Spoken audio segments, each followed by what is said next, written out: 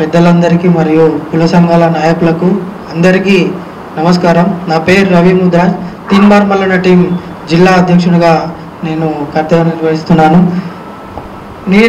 మేము ఎన్నోసార్లుగా ఇక్కడ సొసైటీలో ఎన్నో చూస్తూ ఉంటాం ప్రోగ్రామ్స్, కానీ ఇక్కడ మనం ఈ జనరేషన్లో కూడా మన బీసీలు ఇంకా కూడా ఓసీల మోచేతిని తాగుతూ వాళ్ళకు ఓట్లు వేస్తున్నంతకాలం మన బీసీలు ఎక్కడ ముందరకు పోకుండా రాజకీయ పరంగా ఇంకా మన వాటా మనకు దక్కకుండా ఇంకా ఓసీలనే మనం వాళ్ళకు మాత్రమే ఓట్లు వేసుకుంటూ పోతూ ఉంటే మన పరిస్థితి ఎలా ఉంటుందో ఒకసారి ఆలోచించుకొని మన బీసీలందరికీ మన బీసీ సమాజ్ తరఫున ఇటువంటి ప్రోగ్రామ్స్ పెడుతున్న మన శ్రీనివాస్ అన్న గారికి మరియు సంగం సూర్యరావు అన్న గారికి ధన్యవాదాలు తెలుపుతున్నా.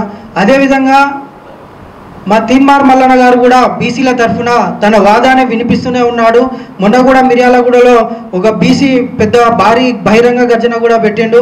అయితే ఆ బహిరంగ గర్జనలో బీసీ తరఫున తన వాదాన్ని వినిపించిన నేపథ్యంలో అక్కడ ఉన్న కొంతమంది ఓసీ నేతలు వాళ్ళకు అగెనెస్ట్గా మల్లన్న మాట్లాడుతున్నారు. బీసీలను రెచ్చగొట్టే ప్రయత్నం చేస్తున్నారు. బీసీలకు వాళ్ళ హక్కులు ఏందని వాళ్ళకి తెలియజేస్తున్నారు. కాబట్టి మల్లన్నని ఎలాగైనా అణచివేయాలని చెప్పి అక్కడ ఉన్న ఓసీ నేతలు కూడా కొంతమంది కావాలని బీసీలను అక్కడున్న బీసీలతోటే వాళ్ళకు అగెనెస్ట్గా మల్లన్నకు అగెనెస్ట్గా ఒక బీసీ బిడ్డ అయిన మల్లన్నకు అగెనెస్ట్గా కూడా వాళ్ళని బీసీలను రెచ్చగొట్టి అక్కడ బీసీలతో మల్లన్నకు అగెనెస్ట్గా మీటింగ్లు పెట్టించడం జరిగింది. అంటే ఎంత దారుణంగా ఉందో పరిస్థితి ఆలోచించండి.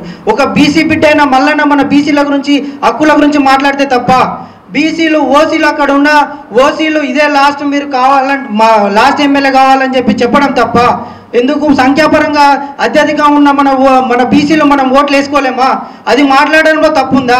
తీన్మార్ మల్లన్న మాట్లాడితే అక్కడున్న ఓసీ నేతలు బీసీలను రెచ్చగొట్టి వాళ్ళు మళ్ళీ అది కూడా ఆలోచించి కొంచెం కూడా విచక్షణ లేకుండా అక్కడ వాళ్ళ మోచేతిల్లారే బీసీ నేతలు కూడా అక్కడ మల్లన్న గారికి అగెనెస్ట్గా మీటింగ్ పెడుతున్నారంటే ఎంత దారుణమైన సిచ్యువేషన్లో మన బీసీ నేతలు మనం ఉంటామో ఒకసారి ఆలోచించకండి.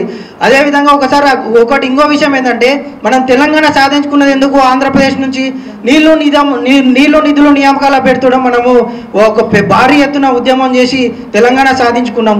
తెలంగాణ సాధించుకున్నా కూడా ఆ తెలంగాణను దొరలపాలనలో పెట్టేసినాం. వాళ్ళకే అధికారం ఇచ్చి వాళ్ళు 10 సంవత్సరాలు మన పైన ఎక్కి తొక్కిర్రు.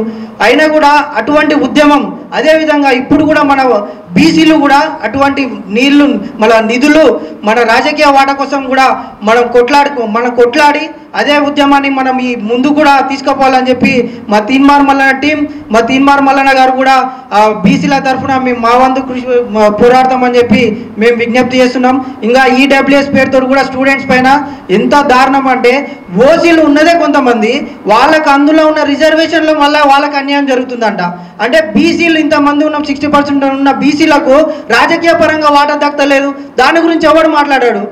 ఇంతమంది ఉన్న బీసీలు వాళ్ళకి రాజకీయ పరంగా తగ్గాల్సిన వాటా గురించి మాట్లాడారు, కానీ ఓసీలో ఉన్న ఈడబ్ల్యూఎస్ రిజర్వేషన్లో ఉద్యోగాల పేరుతోట వాళ్ళకి అన్యాయం జరుగుతుందని మాట్లాడతారు. కాబట్టి బీసీ నేతలు అందరూ మనమంతా ఉపసంఘాలు ఉపకులాలు అందరూ ఏకమై ఇటువంటి మీటింగ్లు మరెన్నో పెట్టుకోవాలని చెప్పి మేము తీన్మార్ మల్లన్న టీం నుంచి విజ్ఞప్తి చేస్తున్నాం. అలాగే తీన్మార్ మల్లన్న గారిని మీరు ఒక భారీ బహిరంగ సభ నిర్వర్తించండి. తీన్మార్ మల్లన్న గారిని భారీ బహిరంగ సభకు తీసుకొస్తానని చెప్పి నేను సంగం సూర్యనారాయణ గారికి కూడా విజ్ఞప్తి చేస్తున్నాం. ఇటువంటి కార్యక్రమాలు ఎన్నో పెట్టాలని చెప్పి బీసీలను ఐక్యత ఉండాలని చెప్పి నేను విజ్ఞప్తి చేస్తున్నాను.